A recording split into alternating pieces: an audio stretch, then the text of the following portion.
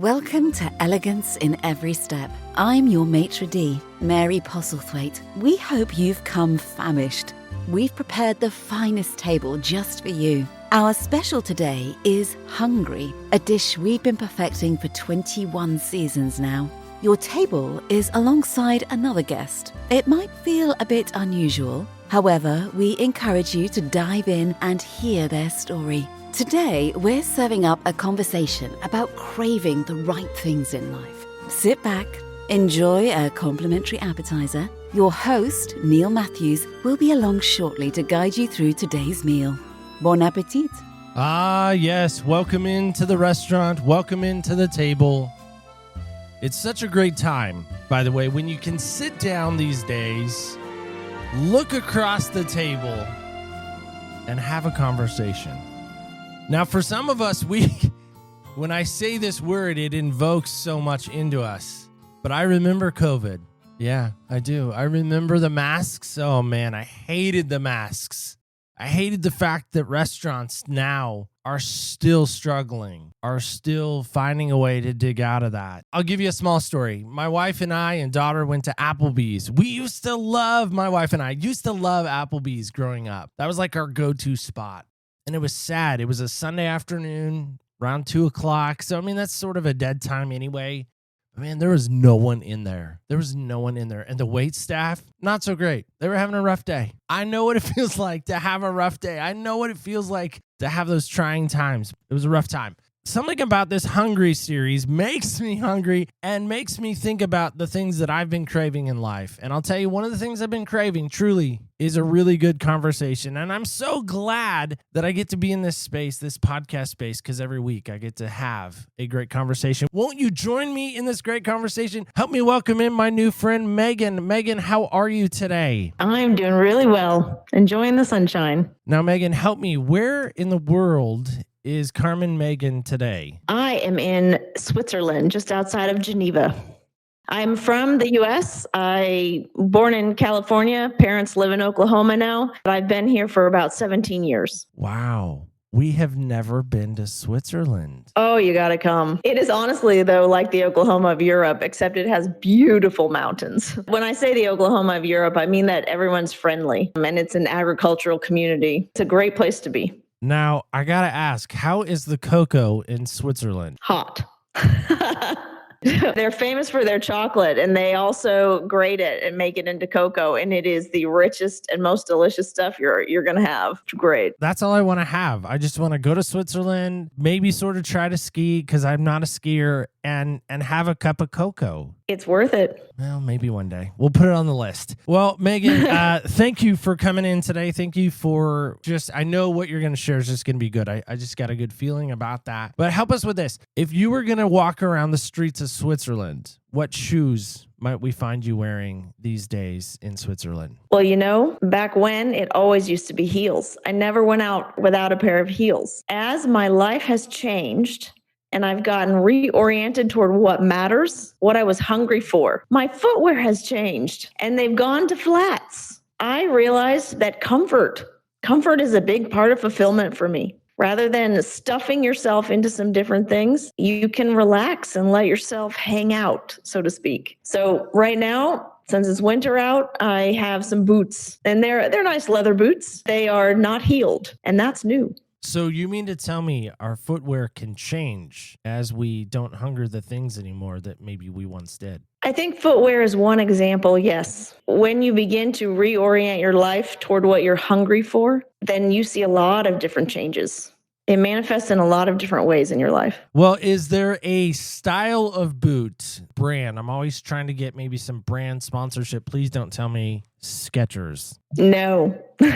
I would go with Patogas, actually. They are a Spanish brand, I believe, and they are really fun. And what I like best about them is they're easy to put on. They look really complicated. You put your feet into them and you zip them up the side. But they look pretty fancy. I miss zipper shoes. Like, I want to find a pair of zipper shoes. I think we underestimate the power of the zipper. I'm just saying, like, I'm tired of lacing my shoes up. It's annoying. I have to wear boots for work. I have to tie them every day, and it's very annoying. I want zipper boots again. Yeah, I need to find those. Megan, help us with this also. When you heard about the fact that we're talking about this idea of hungry and this idea of sitting at a table and this idea of maybe fulfillment and looking for fulfillment and finding the things that satisfy, because it does feel like, listen, my Chinese friends, they do it well. They make a great Chinese food. Like, I've yet to have, I've had bad Chinese food. But I always seem to walk away a little bit hungry. Like, a little bit later in the day, I'm like, man, I want the wontons again. I want the pot stickers one more time. I want some more food. Like, I didn't get enough. And my wife always makes fun of me for that. She's like, did it not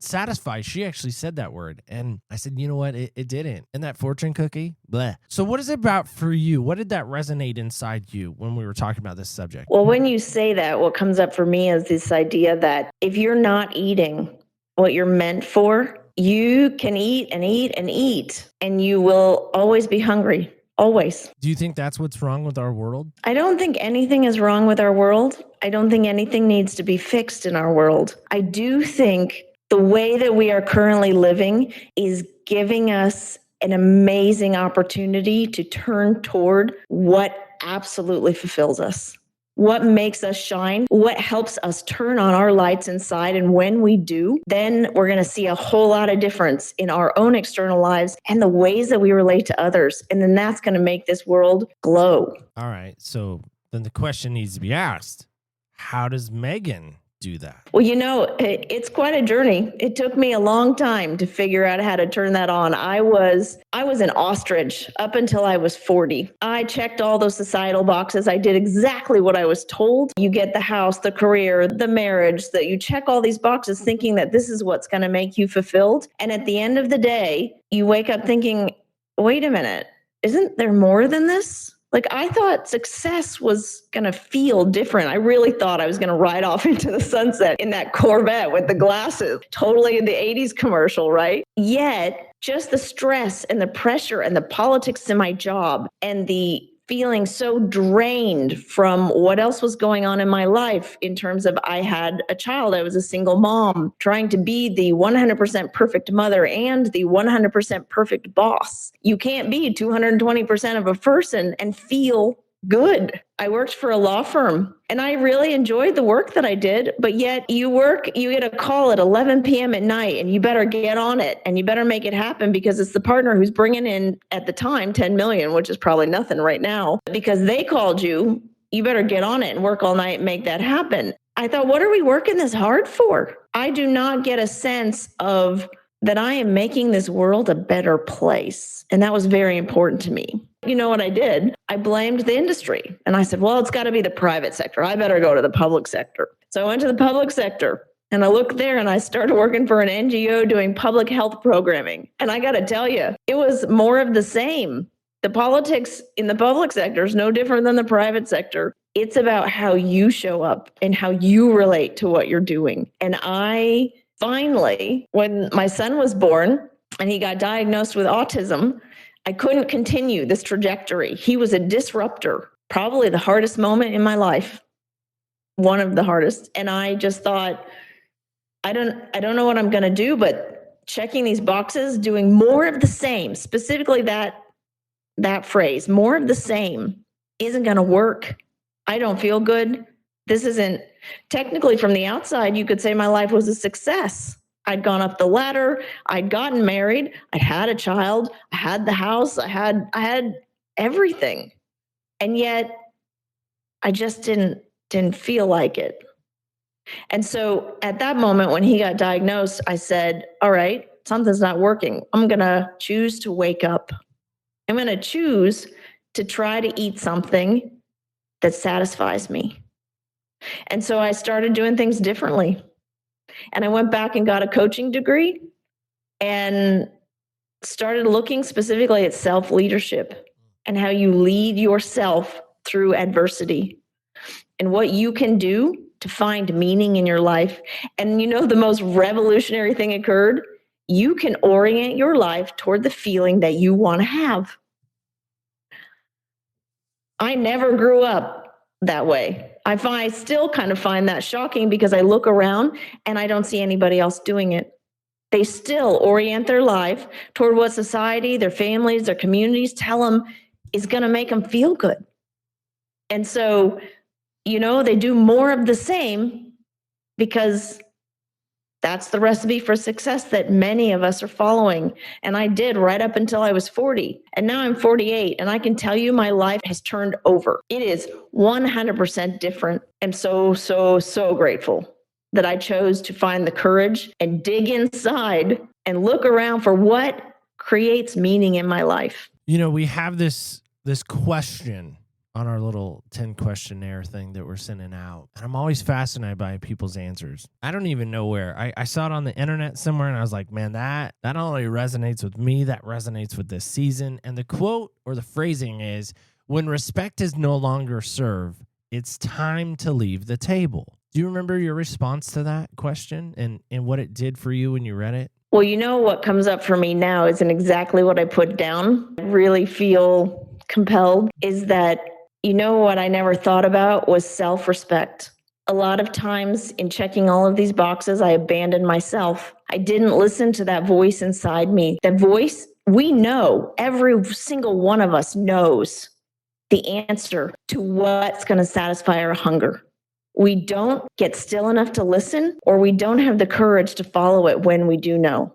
I am very grateful that I got still enough and I stopped abandoning myself and started having respect for myself and saying, I know everybody thinks I'm crazy, but I am not going to go get another 9-to-5 job. I'm going to take this risk and I'm going to do it for myself. That's what came up for me now.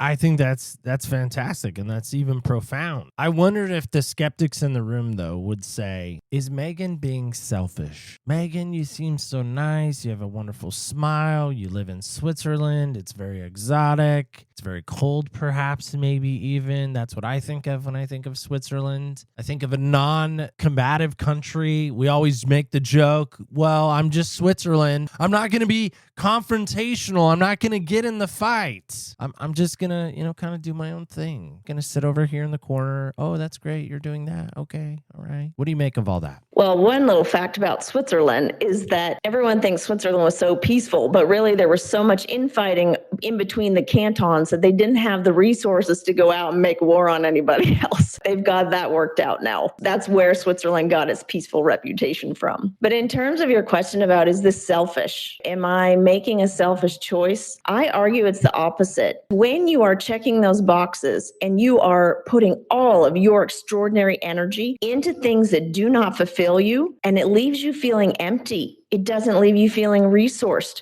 it doesn't give you the ability to fully express yourself. What happens? What happens is you become constricted, you become grouchy and angry. You don't see the good in life. You don't see the good in other people. You do not feel happy inside. And when you are like that, you do not fully express your purpose. And often if you're stuffing yourself into a little box and you are not following where your true hunger is leading, you also cannot express your true purpose because you have absolute gifts that were given to you and you aren't expressing those. You may be in a job, but you are here to create something very unique. And if you are not allowing yourself, if you are not giving yourself permission to do that because you are judging yourself, and that monkey sitting on your shoulder is telling you that you're selfish and you're bad and you shouldn't want this and you shouldn't want more, that is actually keeping you from what you're meant to do, the life that you were meant to live. And that's the challenge. That's the challenge that I think people are starting to see in some spaces. They're starting to see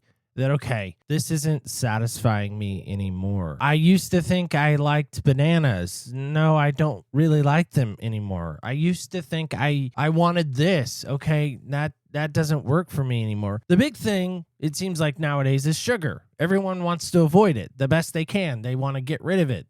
Back in the day, it seemed like nobody really cared that we were ingesting all that sugar. Nobody seemed to care. Now, all of a sudden, we have diabetes. We have all these other things. And we're like, well, you know what? Maybe sugar sugar was actually kind of bad after all. It's interesting to me how over time we've started to discover the things that we used to think were okay now hurt us. And it's that way in food. It seems that way in a lot of things. So Megan, was there one moment, maybe much like we're describing with this food, where you again had this great awakening, this alarm clock moment that says, I can and I won't do it anymore? Well, I definitely had more than one. I will say that I am a very stubborn person. They say that life gives you the lessons that you need to learn right up until you learn them. And then you sort of evolve as a person and you don't have that lesson anymore. Well, I got the same lesson quite a bit because life really needed to give it to me a lot to learn it. When you feel that deep, deep discontent and you have a yearning for something else, if you don't answer that call, it will out somewhere in your life. You will have bad behavior somewhere, whether that's overeating, whether it's drinking, whether it's shopping or binging Netflix and not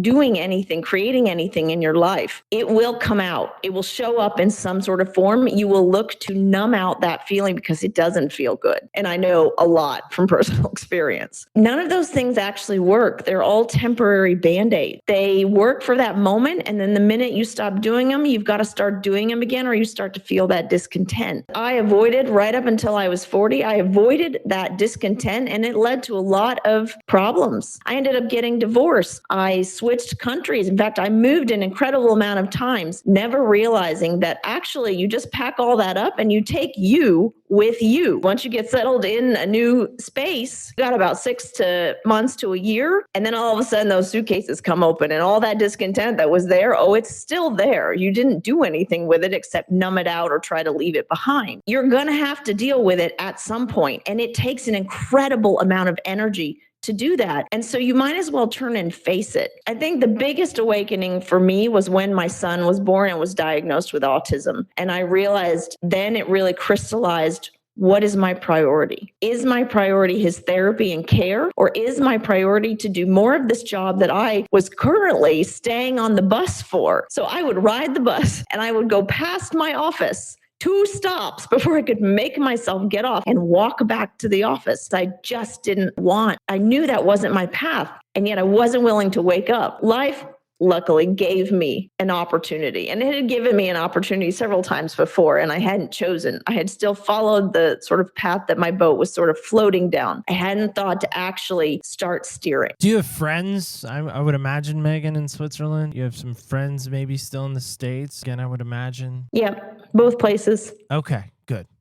I was really hoping Megan had some friends, because if not, we got to find Megan some friends today. No, definitely got friends. Good. In fact, the friends overseas, it's a different type of friendship because a lot of us don't have family over here. And so it becomes chosen family. You do things for each other that are beyond just what you might do for a friend, simply because you are the family that somebody has here. Quite a cool way to be friends. Well, that's great. I mean, everyone needs a friend, I feel like. When your friends hear you, and your friends and maybe even family realize that you have made this gigantic leap, one small step for man, one gigantic leap for all Megankind, did they think you were crazy? Was there any trepidation? Was there anybody saying, Megan, what you're doing is crazy? What you're doing is wrong. Megan, come back where it's safe. Megan, get back in the boat. Megan, it's really rough out there. The water, it's crazy. There's waves. There's all these things. Megan, there's all this stuff that's going to stop you. Megan, wait, come back. Definitely. I think to make a change that's outside of what you know, and it's outside of what everyone around you knows, it causes a lot of fear and uncertainty, because you don't necessarily know what it's going to look like on the other side. So a lot of people react to that fear. They stay in the familiar. They don't choose to go out into the unknown. But then that means that they are stuck in lives they are tolerating, lives that are just fine. A lot of my family and friends, I think, would like to try new and different things. My brother works in construction, and one of the things that is closest to his heart is new environmental building techniques, looking at using mushrooms for insulation and things like that. And I think he would love to go and just work solely in that, in sustainable materials. It isn't a way of life yet They're still working on it. I don't think he would take that risk. A lot of people, I think, either will tell me, you're crazy, don't take a risk, or they don't say anything necessarily, but they certainly wouldn't do it for themselves. That's one of the things we work on in Extraordinary Lives, which is my signature program. I founded a company with a friend called Me Reimagined, the way that you show up in your dreams, in the future you. And it is absolutely possible to create something new, even when all of the people around you are telling you you're crazy. And I can tell you from experience that it is worth it. Once you start eating that food that feeds your soul instead of just your belly, everything changes shape. The challenge again is I think there's such a fear. I meet people like you that say, no, it's really possible. Like I'm living on the other side of that. Like, come over here. Come on. It's okay. Let me take your hand. Come on this side. And it's like, nope, I can't. It's too scary. I don't know about you, but I'm sort of afraid of heights. Sort of, like a little bit afraid of heights. I can be okay on a roof. I'm trying to think of like the stratosphere in Vegas. Like I get a little nervous. I get a little like, I get up in the airplane. I used to be a bad flyer. I would get up in the air and I would like almost have a panic attack because I'd look down and I'm like, we are way up here. We're way far up. Whatever that fear may be. I've heard it said in some of the evangelical church spaces, fear is a liar. We shouldn't believe it. But I meet a lot of people. I've met a lot of people. They believe the lie. Why did you not believe the lie, Megan? Fascinated by that, by the way. Oh, I definitely believed the lie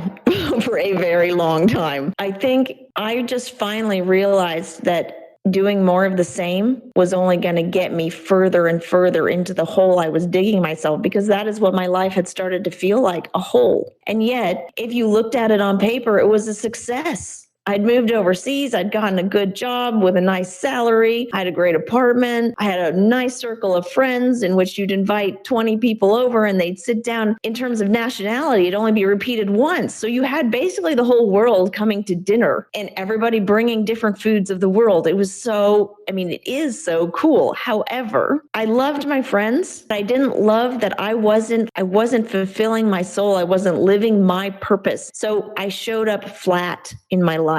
I wanted to set it on fire. You look at it and then you feel guilty. Well, I shouldn't be complaining. People have it worse. I should like this life. There's a lot of shoulding, right? There's that little monkey that sits on your shoulder that's so full of judgment. I have really befriended him and given him a name. I think once you do that and you start connecting to yourself, that's one thing our society is built around, is to help us seek and find oblivion. We really appreciate not connecting to ourselves. We want to separate out that pain so we don't feel it anymore. So that kernel of discontent that becomes this big gnawing feeling in your chest, you numb it so that you don't know it's there anymore. And then life stays the same. It's in stasis. You have to make a choice, and life will give this back to you as many times as it needs to until you choose to wake up. And if you are listening to this episode and you are listening to your podcast on a regular basis, I argue that your listeners want to wake up. They just need to find the courage. And what comes up for me is this idea of community. It's who you surround yourself with. Glennon Doyle talks about this on her podcast and in her book. And she says basically that when she jumped off the cliff and she went for a new lifestyle, that her family struggled to support her. And she basically pictured her life like an island. And she said, you don't cross the moat. You don't come onto my island if you're going to bring that fear here. I don't need that energy, because it is all about energy. And it is all about surrounding yourself with the people that are going to mirror back to you that sense of possibility. You were just saying that you've seen a lot of people and you've met a lot of people who say, oh yeah, you can do this. And here, take my hand, we'll do it together. And then you don't. Because I would argue that those people are few and far between, is my guess, compared to the other people and the stasis and the status quo that's there. If you are surrounded by people and tapped into communities that are doing amazing things, that are coming alive with creating what they love, what serves their purpose, what feeds their soul, then you will be inspired. And it won't be a fear-based jump. It will be an abundance. It will be a pull, not a push. You're not falling off the cliff. You're not falling out of the plane. You are choosing to jump and you are flying. You are soaring. You strike me as a big huge basketball fan. You love the game of basketball. It's one of your favorites. Somebody told me that. Were they wrong in that? Did we get bad intel? I wasn't a huge basketball fan right up until Oklahoma got an NBA team. And then suddenly you became I started following basketball. That's so weird that you would become one. One of the favorite teams that I used to grow up watching was the Chicago Bulls. And they have this iconic figure, Michael Jordan. And I remember they came out with a documentary within the last 5 years or so called The Last Dance, and it chronicles the Bulls and really Michael Jordan. Let's be honest. It's a Michael Jordan documentary. Chronicles the Bulls in their last three-peat run. I watched it multiple times. I know this shocks some. In that documentary, you hear players say, Michael pulled us along. Michael was so driven. Michael was so this. And they were kind of mean to him in some respects, in some of their criticism of him. I bring all that up to say, I think we need a Michael Jordan in our life. I think we need that person in our life to push us, to draw us in, to make us contagious or want to be contagious for winning. And I'm not saying winning to the point of where you're hurting someone or dismissing everyone else around you. Sort of what you're saying is that, again, I know you're borrowing from another person. I do like the idea of coming to this island or being driven enough to be on an island to say, no, listen, if you're going to bring that here, no, thank you. I don't like that. Keep the rolls away. I'm not a fan of them. Nope, they can just stay on that other table. Why is that so important for you that you saw that, recognized that, and maybe even are now embracing that idea of, no, this is now my life? It's very fascinating to me when I meet these people, such as yourself, who have made that big leap. It's scary. It can be scary. Can I push back on your idea? You can push back on anything you want. This is a dialogue. Yeah. If you look at Michael Jordan's story, Michael Jordan, he was short. He was not seen as a basketball prodigy for many years. He started, so that had to come from inside him. He built that. My point here is that if he can build it, anybody can build it. And when you say that you need another person to pull you, that outsources your power. It puts the responsibility on someone else to pull you. You need a helping hand, but oh no, you don't. You can save yourself, can turn and choose to eat that food that nourishes you. And you do it by managing your energy. And a lot of people will say, oh, we're talking about emotions. We're talking about the internal world, the psychology world. That's vague. That's this abstract area. We don't talk about feelings. I love this world inside. I've gotten to know it. I'm really comfortable with it now. I didn't grow up that way. I grew up where we had three emotions: mad, sad, glad. I didn't have the language to be emotionally granular, to talk about emotions with subtlety. What that meant is I didn't know what was going on for myself. I didn't really know how I felt about something. I didn't know what I wanted, what I needed. I guess that's part of the work that I do now and in Extraordinary Lives is simply because it's like project management. It is very simple. It is simple and you can learn it. You can take courses in it like you do PowerPoint. And you can learn the skills to drive your mindset, to drive your emotions, to manage those and regulate them such that you are able to make extraordinary changes in your life, to find the courage yourself. It does absolutely help if you are surrounded by a community who supports you, who is doing the impossible things and inspiring you. But you also can choose to find that. Like the people who are associated with Michael Jordan, you find the Michael Jordan in your life. Stay tuned to them. And even if it's not somebody that you know in your day-to-day life, if it's an influencer of some sort, or it's an author that you love, or a scientist doing groundbreaking research, it doesn't matter what genre they're in. It's somebody who inspires you to do the impossible, who is pushing against the grain. If you keep your attention focused on that impossible is going to feel more possible for you. It's just something that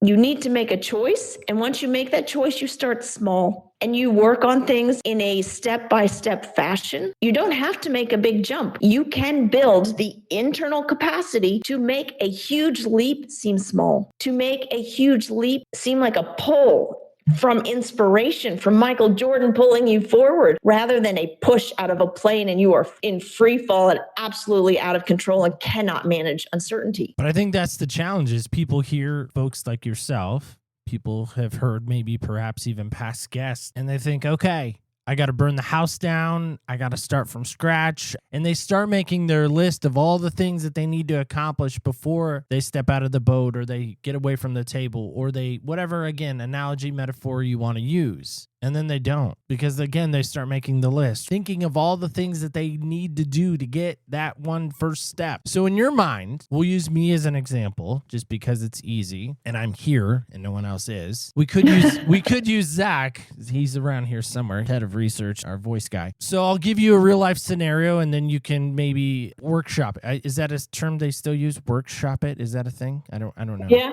Okay. All right. Just you. I didn't know if I was that out of touch with it. Let's workshop this. I've been podcasting 6 years. I have over 300 episodes. I absolutely love it. I love sitting behind this microphone. I love technology when it works. That's a little nod to our tech department so they can get on this at the end of this episode. I dream of doing what you're doing. It makes me come alive when I get to talk to people. I love encouraging people. That's like my number one superpower. I see somebody down, I want to give them a word of encouragement. I was just experiencing that last night with a high schooler who's had some rough goings, and I got a minute to get in his ear, and I was like, listen, this is just a snapshot of who you are. You have so much more potential in your life. You cannot let this simple snapshot of this moment define you. It's not the definition for you. Your definition is unstoppable. Right now, you might be stopped, or there might be a red light, but that light's going to turn green, and guess what? You're going to go, and you're going to go some amazing places. And his mom's like, I can't believe you said that to him. That's so great. I've been wanting to say that for a long time. I've even said the same thing. It's like, well, it's different when it's... My point is I love that. I love coming alive like that. I love encouraging people. I love teaching people. I love teaching people podcasting because to me, it seems very easy. You have a plan, you work the plan, you walk your way down the road. What am I doing wrong, Megan? Well, what would you help in that regard? Well, so I guess I don't understand the question. You've said that you're podcasting and you said you enjoy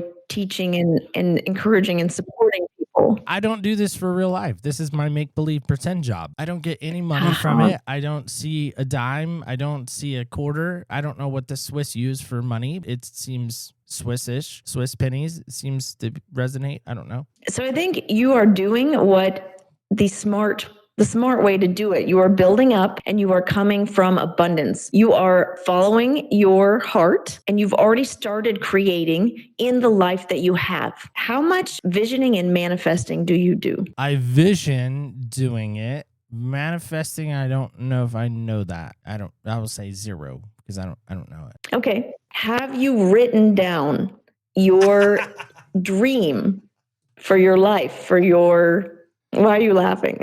Megan, I own a lot of pens. I have to have something to fidget with, apparently, when I talk to people. So I have a lot of pens. I have notebooks galore. I'm not really good at writing things down. Okay. Can you define what your dream is? All right. So I'm going to go to Google. What is a dream? How do I define it? No, I don't think I've done that either. Maybe I should ask 7 of my friends what my dream is. Maybe go to social media. We love to poll other people to get our opinions about our life from them because they know better than we do. Believe me, I've tried that for quite a long time. That seems right, doesn't it? Yeah. In fact, I think I picked careers based on that kind of advice. But I think it's that... So an extraordinary life feels uncomfortable. It does.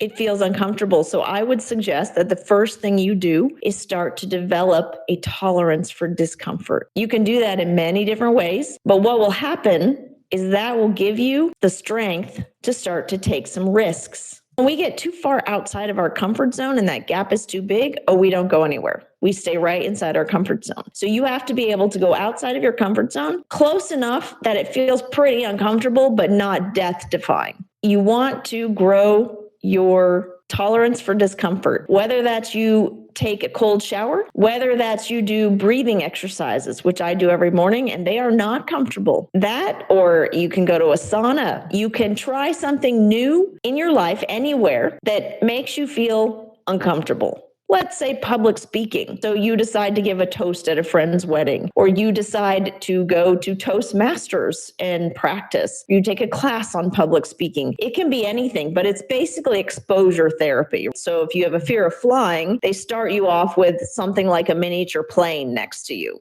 And then once you get comfortable with the toy plane, well, then you start to move toward the airport. And when you can't make it to the airport and you turn around, that's okay. You keep doing that until you can get to the airport. And then once you're at the airport, you actually go in the hangar, the airport itself. You get used to that. It's over time, then suddenly you can actually think about boarding a plane, where before you couldn't even think about booking a ticket. It is absolutely possible to build it like a muscle. That's, I think, what I'd like people to walk away with from this show. These things that are inside that seem impossible, they are simple muscles that if you strengthen your mindset and you strengthen your tolerance for discomfort like you would your bicep, and you do it on a regular basis, they will get comfortable, and then things that seemed previously impossible will feel very possible. Megan, I say this with love. I wish you were here.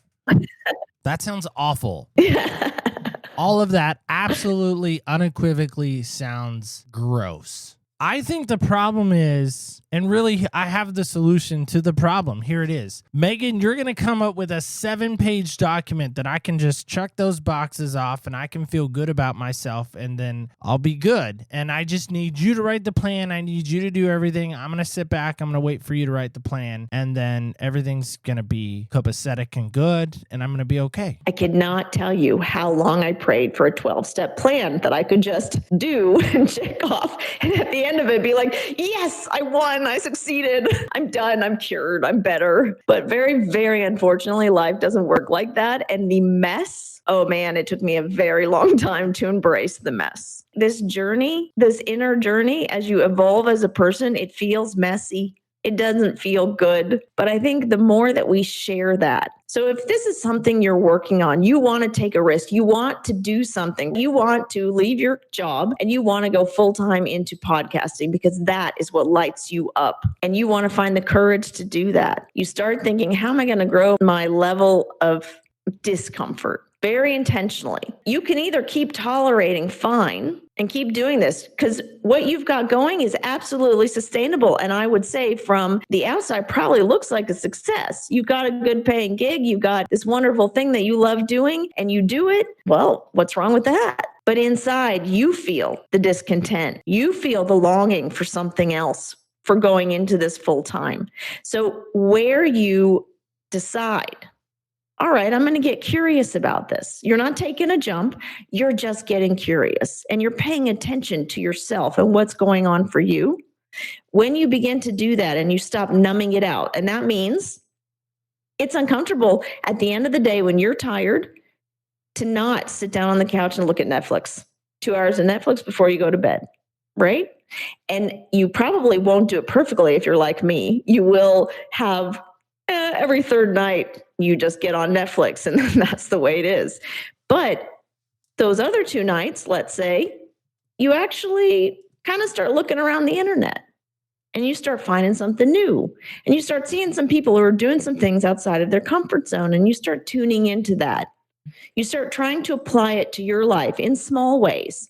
And as you build that level of tolerance for discomfort, well, then the decision to make a pitch to a sponsor that you thought, oh, they are never going to sponsor this podcast. Suddenly that seems a lot more possible. And you don't care. You're going to go right up and talk to them. You're going to wait outside their office or you're going to send them a pitch and you're going to call them. You make different choices when the inside you changes. So when you get comfortable with discomfort and you start noticing things about yourself, what you want, what you need, what would make you feel really fulfilled, and you start making that a priority in your life over the discomfort and over numbing it out, then you start making different choices. And that's when change begins to take off. The problem is, I think, and I think others would echo this, and maybe you would even echo this, is we don't like discomfort. When I think of the color red, I immediately think of discomfort. I don't want to wear it. I don't want to put it on. And I think that's the problem with so many things in life right now is people are okay with the discomfort. They really are. They've come accustomed to it. They're like, this is my life. This is the lot. This is my turn. This is my whatever. And they think discomfort means money. They think discomfort means fear. Again, there's all these things we can add to the discomfort. It sounds like what you're saying, Megan, is a little bit crazy. It really does. What you're saying is that's what you had to do. You had to embrace the discomfort. I'm still having to embrace the discomfort. And I can tell why you don't like red, because you like blue. I can tell from the studio decor that it's all about South Carolina Tar Heels. And baby blue is your color. Are you sure about that? That's so weird.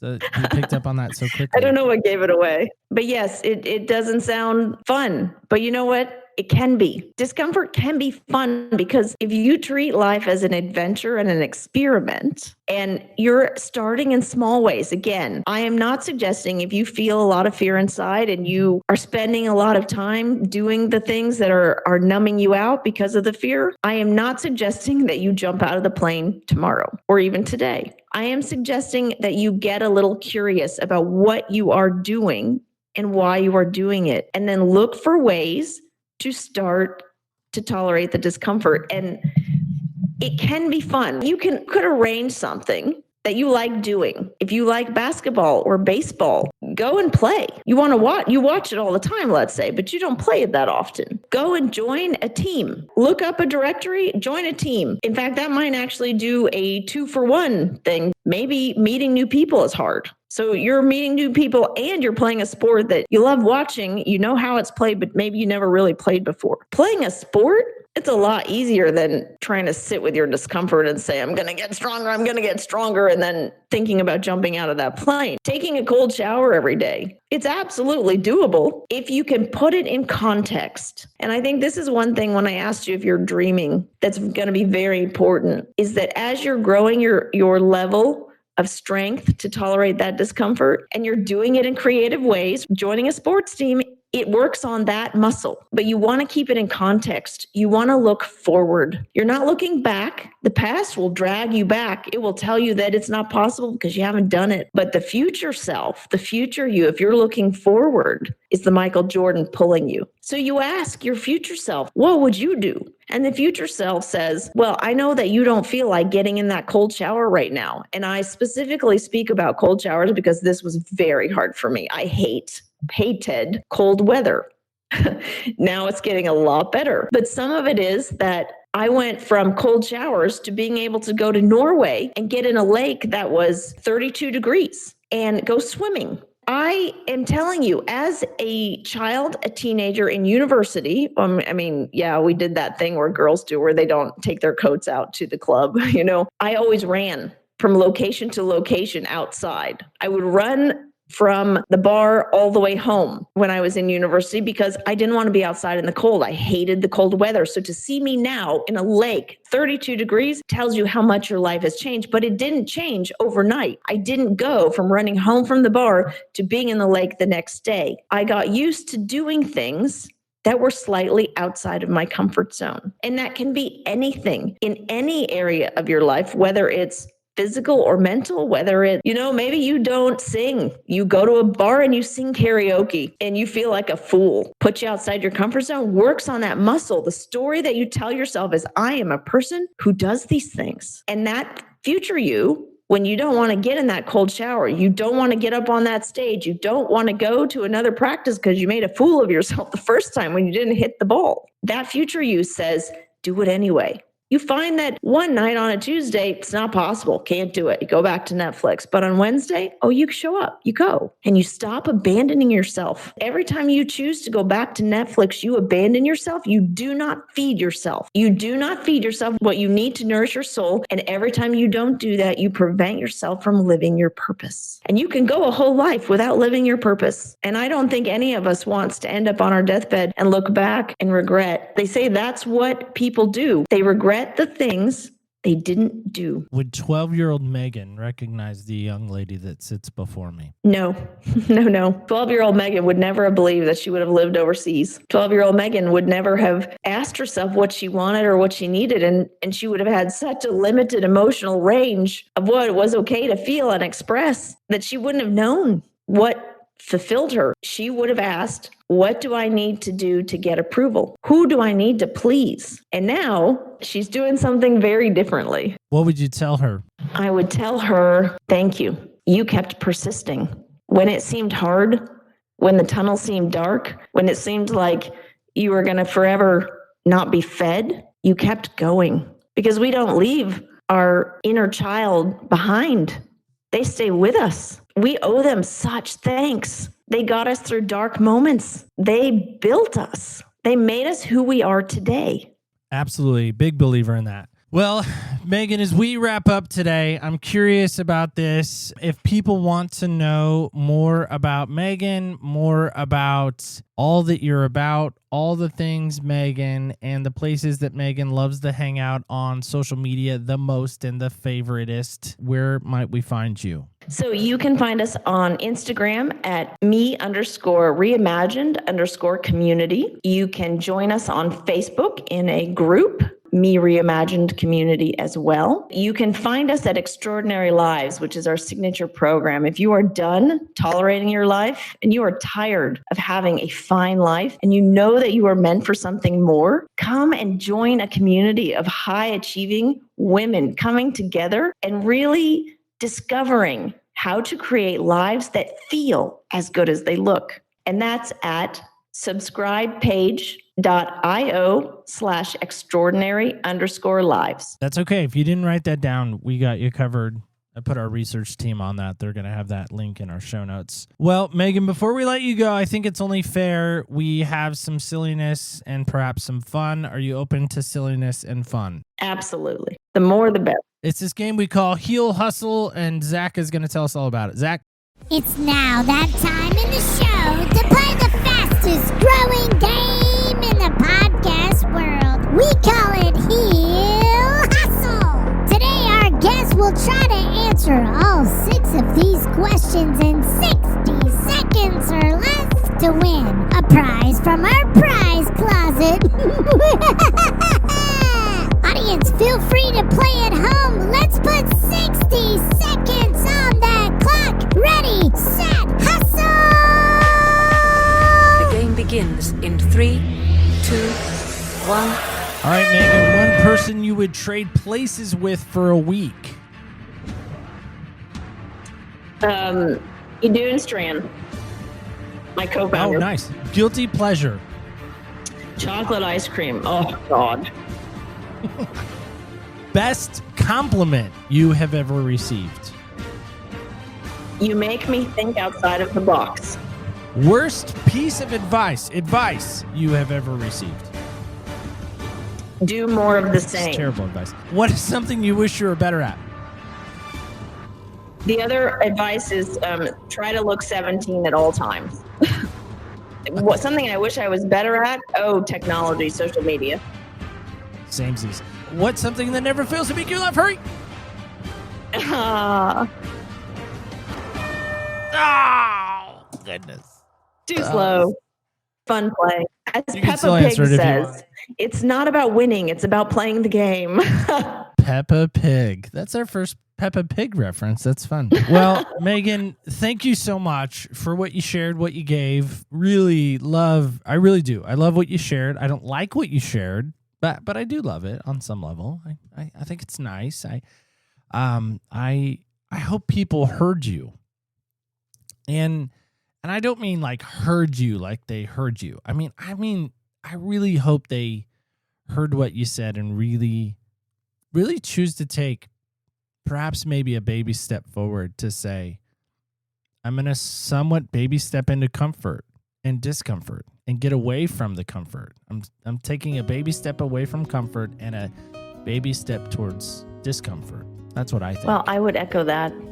I think they will be surprised at how quickly their lives begin to change and the differences that they see when they do strengthen that muscle for discomfort. All right, guys and gals, kids and campers alike, you know what that sound means. Well, it's our end of show song. That's what that sound is, by the way. Been using it a while now. Come on. It brings me comfort sometimes when I hear it. But man, it also brings a lot of discomfort. It's a lot of discomfort, and here's why. I'm letting you behind the curtain. Because now that I know a show is done, now in my brain I think, okay, the next step. It's to edit the show. It's to get the show out. It's all the next steps that come with doing a podcast that I don't think a lot of my friends, family, perhaps included, realize. It's not as easy as just hitting record and hitting stop. It'd be great. And my loving wife, the queen, She does say from time to time, you don't have to edit it, honey. No one's going to know. No one's going to care. But I care. I don't want you to hear disrupted audio. I don't want you to hear bad audio. And maybe that's the problem, is there's things in life that we think people care about, and maybe they really don't. What's the thing that you could say right now that you're like, yeah, I need to stop letting people tell me about the thing that they think I should care about? What is it for you? What is that first baby step to discomfort? For me, it's not editing. It's something I need to work on. What's that thing you need to work on? Let me know. opspodcast.com is a great place to let me know. You can, of course, let me know on the socials at OPS Podcast Show under Facebook, Instagram, and X. And with that said, let me leave you with this. Remember, when you walk in other people's shoes, you really do get a different perspective on life. I want to thank you so much for listening. By the way, stay tuned till next week when we walk in other people's shoes.